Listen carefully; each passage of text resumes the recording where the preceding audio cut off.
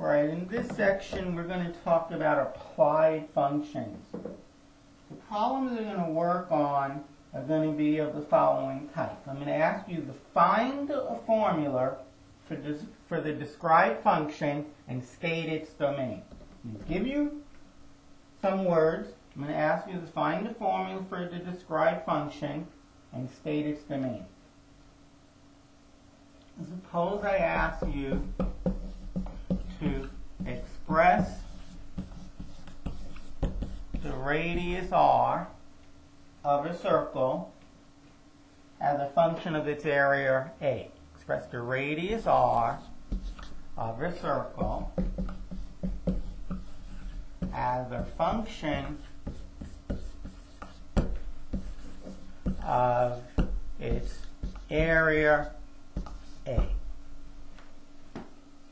That is, express r as a function of a, where r is the radius and a is the area.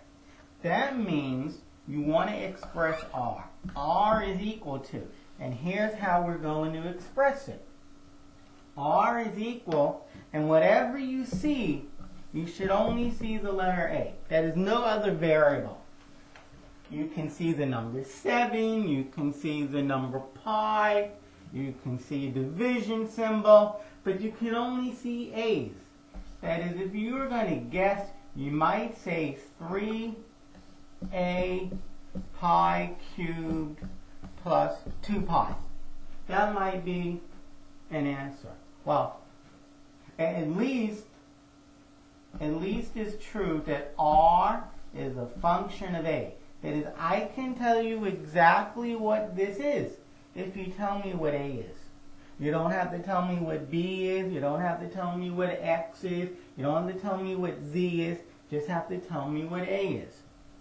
If r was a function of a and x, then you would expect to see a's and x's. That is, if I tell you what a and I tell you what x is, you can tell me what r equals. Figure out what 3 times a squared is, because I told you what a is. Figure out what 31 times x cubed is, and then subtract, and you will have r. Okay, so we want to write r in terms of a. Well, first thing you should think of with respect to a circle, can you think of a formula that involves the radius of a circle, r, and the area, a? The answer is yes. Yes, you can. A is equal to pi r squared. But here we have a expressed as a function of r. To get a, you need to know r. We need to reverse this. Well, that is, we need to solve for r. For example, if I divide both sides by pi, we now know that r squared is a over pi. If I take the square root of both sides, r is the square root of a over pi.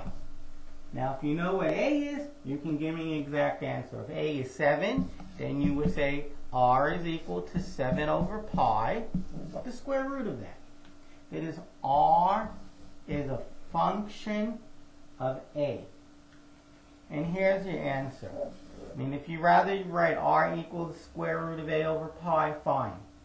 You don't have to write r of a. But that's what it would mean. You can write r is equal to the square root of a over pi. Okay, let's do another one.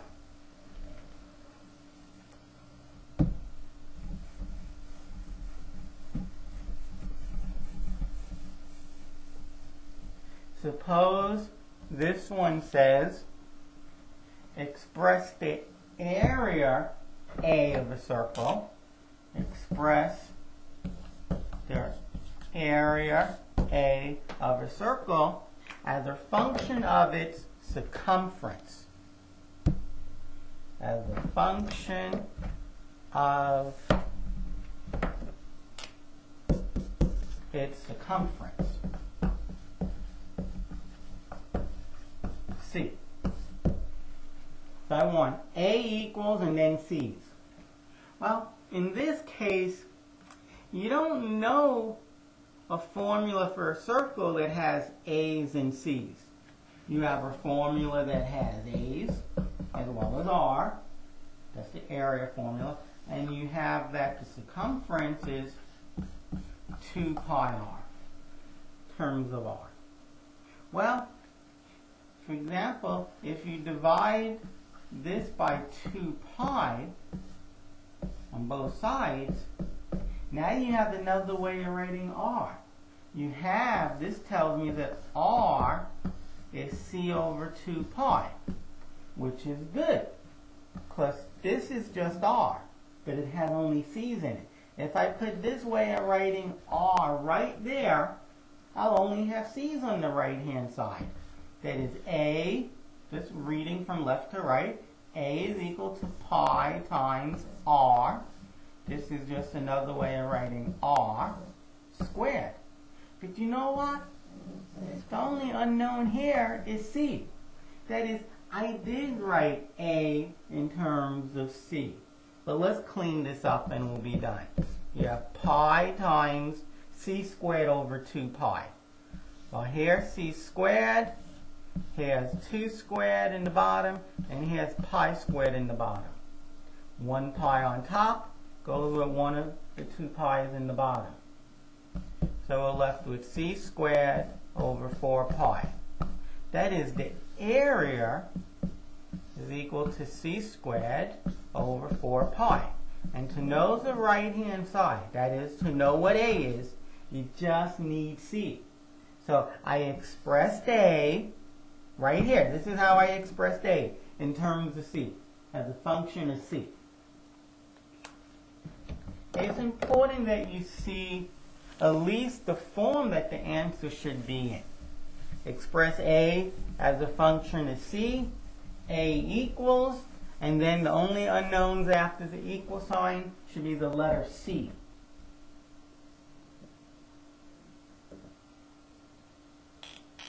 Suppose you have a rectangle. You have a rectangle, and I tell you the perimeter is 20 feet. That's all I tell you. The perimeter is 20 feet. Okay, it says, instruction says express the area A of the rectangle as a function of one of the lengths x. Express the area A as a function of its length x. So A equals, and then I should only have x's. Well, the length is the longest side, so this is x. Now, when I think of perimeter, I don't like to think of perimeter. I like to think of half the perimeter. This is the length, and this is the width. It's half the perimeter. This piece plus this piece is half the perimeter, which is 10. You have 10. You have $10. If you put x of it here for length, how much is left over for the width? Well, if you have x, what do you add? What do you add to get 10? Well, you don't like x. What is x? Let me take away x. So far, it's 0. X plus negative x is 0. Add 10. If you have 10 minus x, and then you add x, better believe it, you have good old 10. That is, so the length is x, and the width is 10 minus x.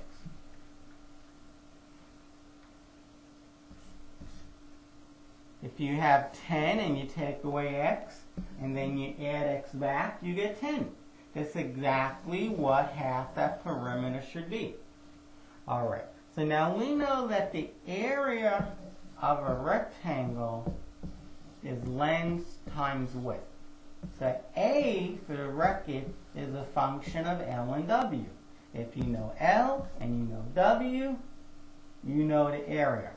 But we just learned that the width is 10 minus x, and the length is x.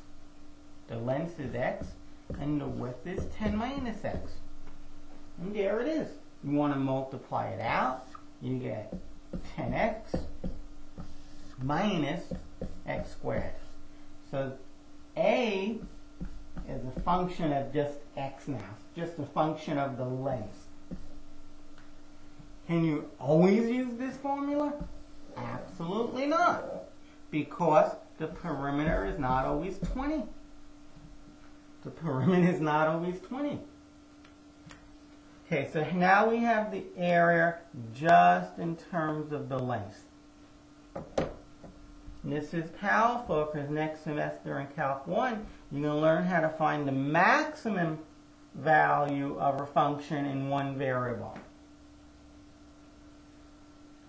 Just to motivate that a little bit, suppose you only have money to buy 20 feet of fencing and you want to build a dog pen for your dog. You have all the land you could ever need, but you only have enough money to buy 20 feet of fence. Well, one way of doing it is to put 1 foot there.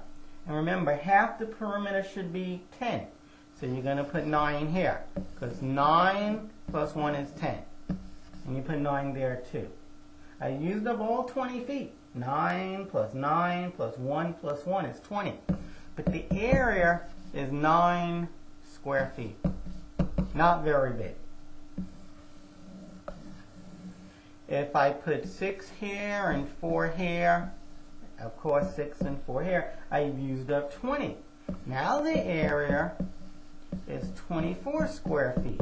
For the same amount of money, that is for 20 feet of fencing, you went from 9 square feet to 24 square feet. We can get it even bigger. Let's use 5s on all sides. The area is 5 feet times 5 feet, which is 25 square feet. So we get significantly different answers. So the question might be, what should we let the length and width be to get the largest area?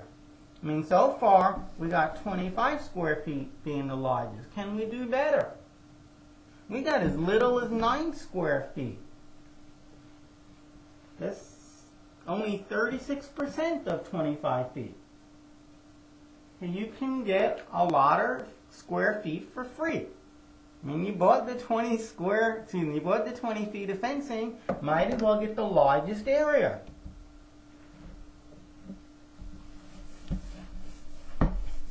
Next semester, you'll learn how to find the maximum value of a function, and you'll actually realize that in this past problem, the best you can do is 5 by 5. The length and the width should be 5. Now, why don't we just go back to the last few of them. So we have them in finding their domain. We learned earlier that R expressed, the radius expressed in terms of the area, or the function of the area, I think it was pi over a as opposed to a over pi. But we can look that up.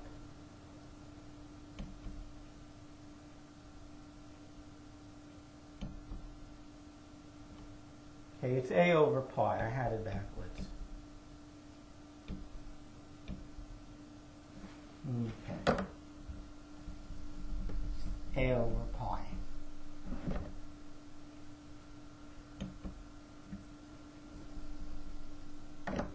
Okay, so the question is, what's the input value? What can it be? It is, what can you put in there? Well, what's underneath the square root sign has to be greater than or equal to 0. Well, pi is positive. For a fraction to be greater than 0, the top has to be positive, because a negative over positive is negative, and to get 0, the top can be 0. That is, a must be greater than or equal to 0. That's the domain. A must be greater than or equal to 0. The other problem was, I think, to write the area as a function of the circumference.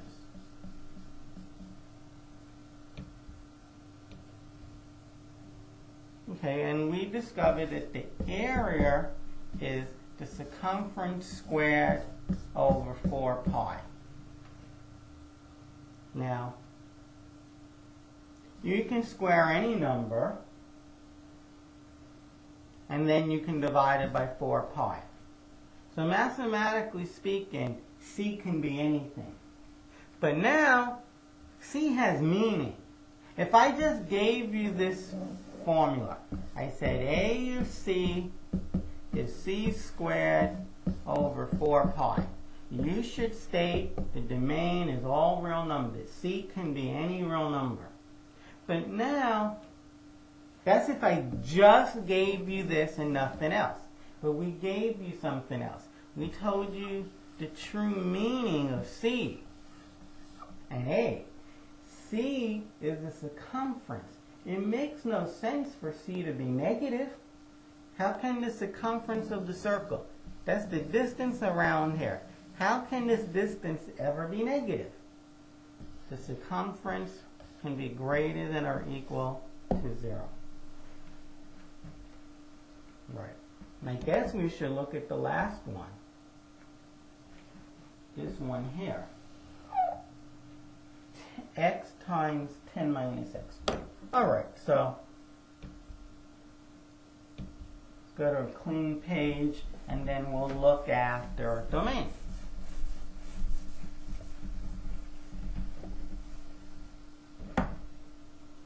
We have this rectangle. The length we called x, and the width we called 10 minus x. Well, we have two constraints. The length must be greater than or equal to 0. And the width must be greater than or equal to 0. So here we're done. X has to be greater than or equal to 0. And adding x to both sides, we have that 10 is greater than x. Well, there's only one reason that 10 is greater than x. You know why 10 is greater than x? Because x is smaller than or equal to 10. So, x is more than 0 and it's less than 10. That is, x is in between. That's the symbol for x is in between. Learn that. X is in between 0 and 10. It can equal 0, and it can even equal 10. That's your domain. X can be between 0 and 10. X can't be 20. If x is 20, then let me say 30. So then the width is 30. But I meant to say the length is 30. But then the width is 10 minus 30, which is negative 20. What would it mean for the width of a rectangle to be negative? It makes no sense. That's absurd. Okay, so that's the domain of the first and only 3 problems we've done. The first 3 problems. Look at another one.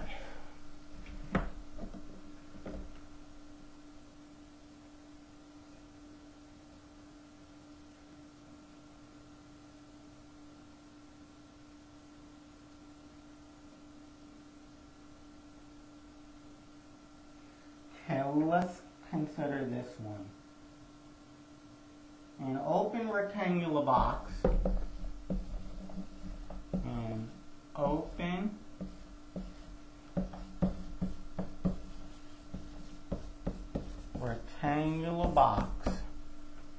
I mean, it's a shoebox without the top. Because it's open. An open rectangular box is the volume of 12 cubic feet.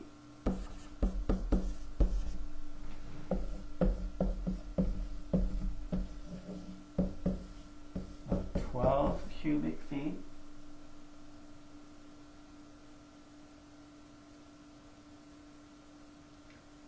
Say it has a square base. It has a square base. That means the bottom is not necessarily a rectangle, it's square. But the height might be much bigger. But this is the base, this is the bottom. It looks like it's the side, but then again, I can't draw. Express the surface area. Express the surface area as a function of something.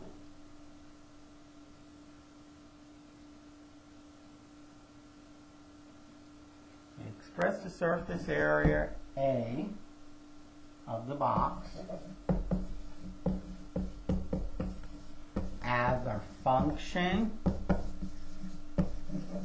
of, I guess, one of the base legs. As a function of the length x of a side of the base.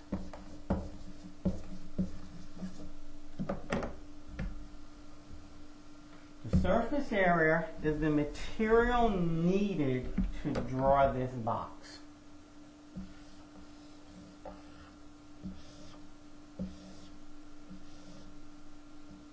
The material needed to draw the box. Okay. Call this piece the bottom. So there's the top, which isn't there. There is no top. This here is not here. There's no top. Okay, there's no top. Well, how much material do you need to make it? Well, they're telling us the length x of a side of the base. Well, we know the base is the square, so those are all x's. And for now, I'll call this piece L. Well, to build this box, you need to build the base. That requires x squared. So A, the surface area, is x squared plus. Now it has four sides. It has this side, the top side, the left side, and I don't want to call it the bottom because we said there isn't. Okay, we have those four sides. And each of these four sides is x by L. So you have plus 4 x times L. So A is a function right now of x and L. But we only want it as a function of x. That is, somehow we have to get rid of L. Well, it gave us one more piece of information. The volume is 12 cubic feet. But the volume is the length times the width times the height. It's the base times the height. The base is x squared times the height, which I called L. Possibly it might have been nicer to call it h for height, but this is alphabet soup. So we know that 12 cubic feet is x squared times h. If I divide both sides by x squared, I now can get rid of h. I can write h in terms of x's. This is equal to x squared plus 4x times h. But h is 12 over x squared, 1x on the top for 1x on the bottom. So you get x squared plus 4 times 12 is 48 over x. Here is the surface area if the base is a square. And I don't know why the 8 didn't come out, but it's 48. Let's try to fix that.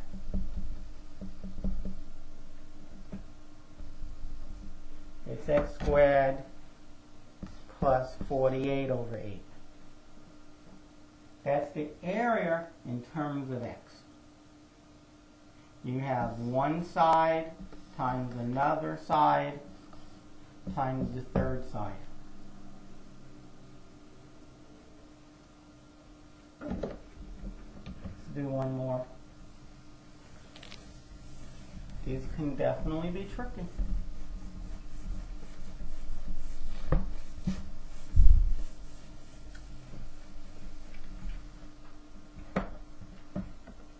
Let's try one more. We'll do one that involves a Norman window. A Norman window is a window. It's a special shape. It has a rectangle, and then it has a semicircle on top. That's a Norman window.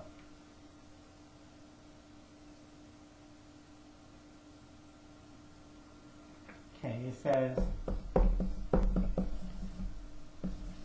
if the perimeter is 30 square feet, excuse me, that's absurd, 30 feet, express the area of the window, express the area A of the window as a function of the width x. As a function of its width x. And we'll call that the width. Now this dashed line is not there. That dashed line is not part of the window. Okay, what you see now, that's the window.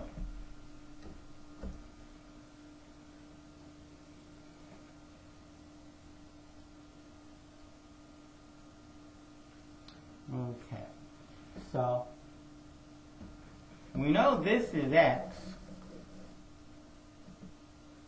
Like I said, we know this is x. Let's figure out what that is. Now, we know the circumference of a circle is 2 pi r. Well, if the bottom is x, well then this dashed line is x. But that's the diameter. That's the diameter. The radius is half of that. It's x over 2. Coincidentally, the 2's cancel out, and you get pi x. Okay. So this piece is pi x. Now we know that this piece and this piece are the same lengths. Well, let's see what's left over. We had 30 feet, and we took away x, and we took away pi x. That's what's left over. That's what's left over.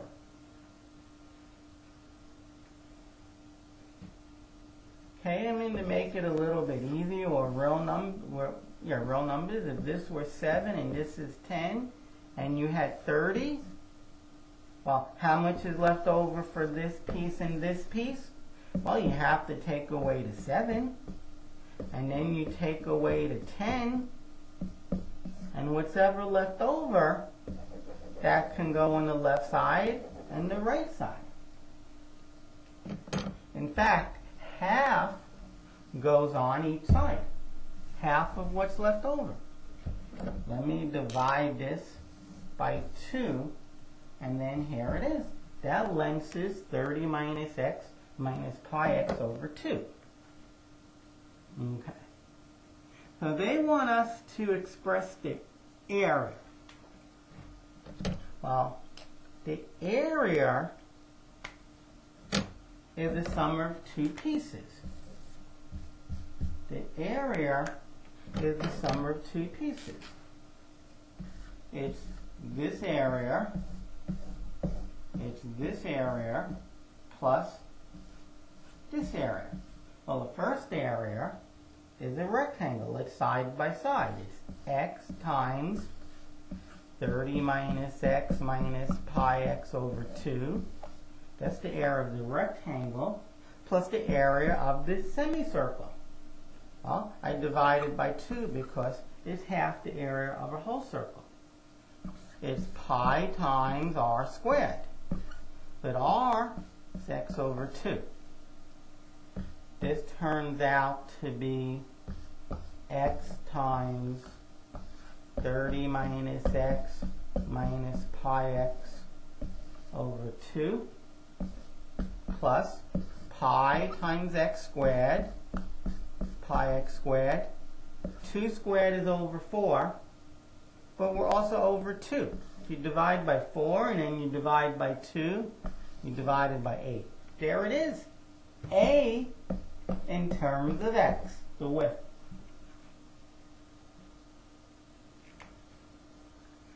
And if you add this, and this, and this, and this piece, which is this piece, you better get 30. You better get 30. And you will. Okay, that finishes this section. It was a difficult one, but hopefully this helped you.